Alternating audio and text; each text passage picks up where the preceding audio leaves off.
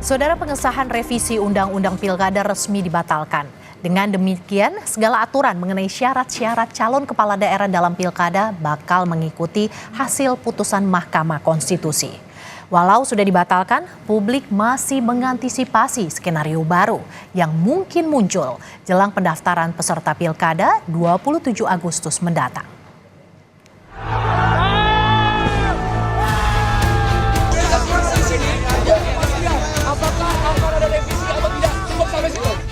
Pengesahan revisi Undang-Undang Pilkada yang memantik reaksi publik akhirnya dibatalkan.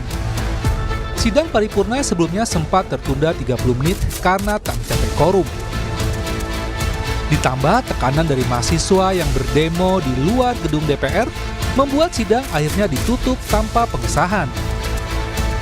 Dengan dibatalkannya paripurna, Wakil Ketua DPR sekaligus pimpinan sidang Sufi Dasko Ahmad menyebut otomatis segala aturan mengenai syarat-syarat calon kepala daerah dalam pilkada bakal mengikuti hasil putusan Mahkamah Konstitusi. Pada hari ini revisi Undang-Undang Pilkada batal dilaksanakannya. Dengan dibatalkannya paripurna, Wakil Ketua DPR sekaligus pimpinan sidang Sufi Dasko Ahmad menyebut otomatis segala aturan mengenai syarat-syarat calon kepala daerah dalam pilkada bakal mengikuti hasil putusan Mahkamah Konstitusi. Sebagai satu-satunya fraksi yang menolak revisi Undang-Undang Pilkada, PDI Perjuangan menegaskan pengesahan RUU Pilkada cacat prosedur dan substansi.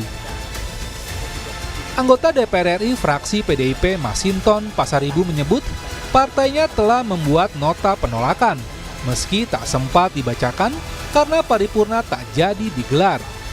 Ia pun memastikan akan terus mengawal agar tak ada lagi celah bagi RUU Pilkada.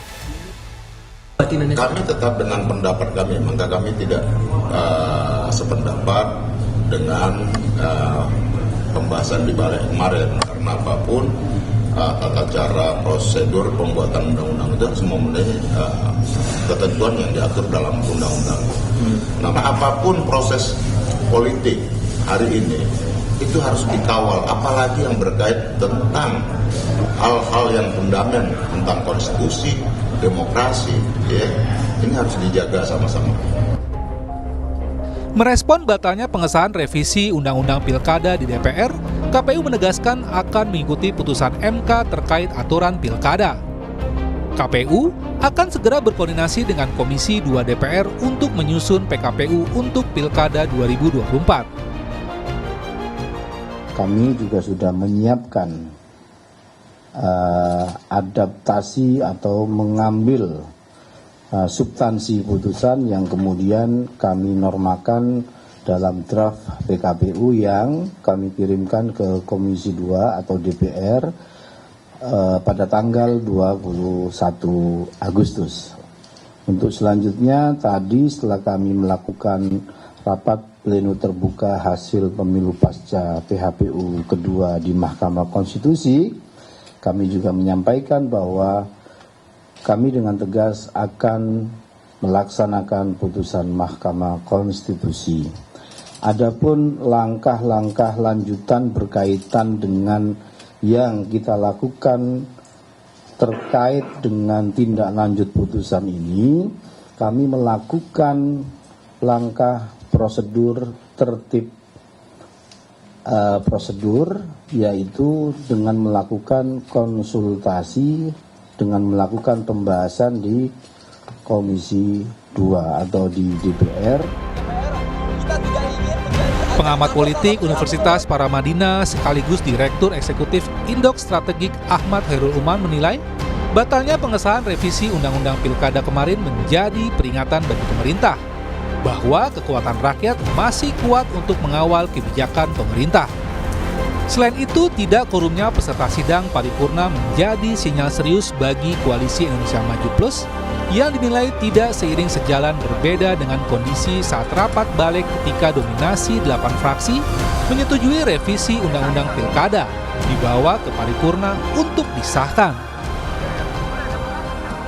Mbak Adisti, gerakan yang terjadi kemarin setidaknya memberikan beberapa pelajaran. Pertama, bahwa elemen civil society yang selama ini terdiam, kemudian terfragmentasi, ternyata masih bisa mengkonsolidasikan diri. Dan ini tentu memberikan political warning yang cukup serius bagi elemen-elemen lingkar kekuasaan yang selama ini menjalankan apa yang kita sebut sebagai autocratic legalism.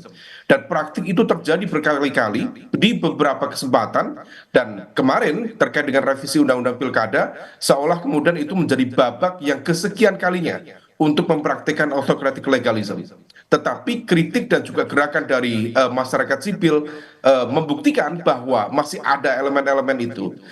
Ya, ini menjadi early warning system, terutama bagi mekanisme internal kekuatan koalisi Kim yang sedianya akan mengawal pemerintahan baru Prabowo Gibran 5 tahun ke depan. Kalau misal kemudian ibaratnya memang kalau misal betul kemarin sudah dilakukan kesepakatan untuk merevisi dan itu sudah tergambar dalam proses balik, 8 partai menyetujui, kemudian 1 partai menolak upaya revisi itu, maka dari sisi soliditas tampaknya sudah oke. Tetapi kemudian ketika gagal dalam proses quorum di paripurna, ini juga menjadi sebuah pertanda baru. Apakah soliditas ini menjadi sebuah fata morgana yang kemudian harus dicermati. Tetapi di saat yang sama, Mbak Disti, harus menjadi highlight bahwa tampaknya akan ada juga evaluasi di internal, terutama di lingkar dekat kekuatan inti, baik di lingkar Pak Jokowi maupun di lingkar Pak Prabowo. Walau pengesahan revisi Undang-Undang Pilkada dibatalkan, namun proses sebelum pendaftaran peserta Pilkada yang akan berlangsung 27 hingga 29 Agustus mendatang tetap harus dikawal. Terlebih pada Senin pekan depan, KPU baru akan berkonsultasi dengan Komisi 2 DPR untuk membahas PKPU pendaftaran Pilkada. Publik mengantisipasi jangan sampai muncul skenario baru yang dinilai akan mengakali konstitusi. Tim Liputan, Kompas TV.